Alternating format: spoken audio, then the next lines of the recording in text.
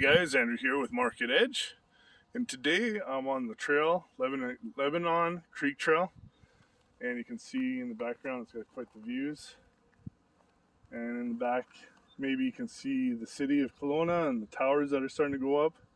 They always had a ceiling on the level of the towers, and before it was 11 towers. That's as high as you could build, but now that one there is about 40, and the next one going up is 42. And so the ceiling has been broken. And that's what's happening with the digital world and Web3, is that the ceiling has been broken. Tons of news is out. And the big part of it is King Charles signing into, allowing or signing for legislation to approve. It looks like he's a part of the approval process over in the UK. The digital settlements asset law. And what that's going to become is it's going to be where all the assets that you see here is now going to be stored on the blockchain. We've talked about that in the past. And so now everything is going to be accounted for because it's a huge ledger system. It's a huge accounting system. And so things that have been hidden in the past, the treasures that have been snuck away, the probing eyes of the governments are going to be able to go in and find whatever's been missing or lacking, and they're going to be able to start creating accounts for everything that is in the world, right? And that's why governments love it, and that's why they're pushing so big, pushing towards it, like the Fed now, and there's a huge push to get that out. And it's going to be, the launch date is going to be July 22nd, and supposedly that's going to be all upon Ripple. But then there's a huge battle going on between Bitcoin and Ethereum and Ripple, and who's going to be the main guys, the key guys in creating that ledger system to track and keep everything on that system, right? And then outside of that system, the postmodern blockchain solution is Holochain. And it's just slowly going, right? It's in the background and it's going ahead, and we're seeing some incredible stuff in that space. Unfortunately, the projects on that aren't significant yet, but I believe as it goes into the beta phase, and then also with the holofield going into alpha and then moving into beta, we're going to see some significant shifts coming in the holochain phase, especially since you're able to build on the holochain and work even if the internet shuts down. So if there's a ICE 9 that happens and they shut down the internet, if you built out on Holochain, you're able to still operate and be efficient, right? And that's going to be huge because they're going to do more and more of that, where they're going to shut down the internet and force you into these systems. And I've talked about that in the past, where they're creating these inefficiencies so that you're forced into what they're doing. And Michael Saylor talks about this, and he talks about Bitcoin being energy. And he even ascribes it to immortality because everything will be on the blockchain, which, sorry, Michael Saylor, it's not. The only thing that's ascribed to immortality is the things that are given unto God, and the blockchain is not going to be one of the things that are brought into the kingdom. Holochain and systems like it will, right? And it's really important to understand that, because more and more he's talking about energy and the power of the energy in the network, which is right, but he's ascribing it to the wrong system. Because if you look at the Bitcoin and blockchain, it's actually a very inefficient system. If you look at the Lightning networks, it's very inefficient, and that's why Holochain is so important, because of its efficiency.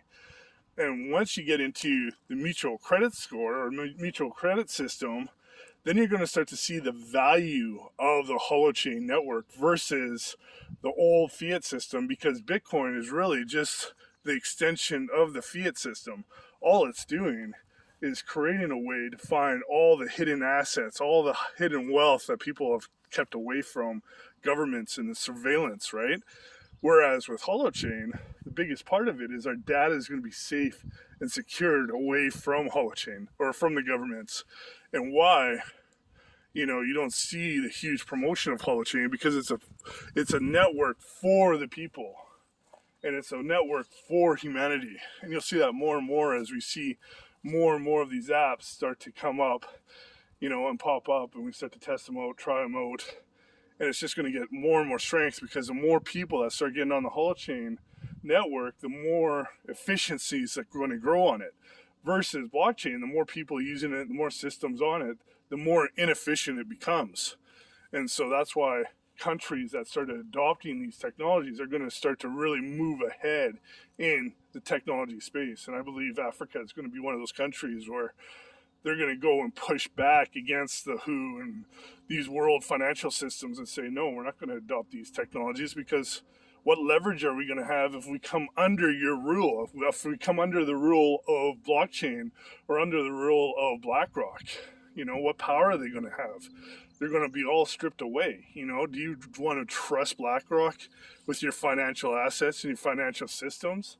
Look what Larry Fink just said. He just said that he's going to have to bend people to his rules, these woke rules, these woke index, right?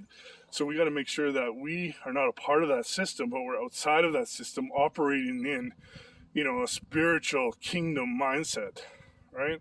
Whether you're Christian or whether you're New Age or whatever, a system that operates with the laws of nature, these laws that we see around us, and coexisting and being in harmony with the beauty and the wonder of nature. I just heard that the beauty of nature is so powerful because we don't put any expectation on it. All we want to do is just connect with it. And the same thing with humanity. At the core of it is our human connection, our relationships, right?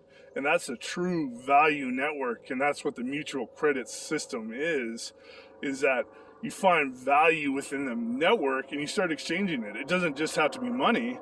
It could be your services. It could be your gifts, different types of contributions.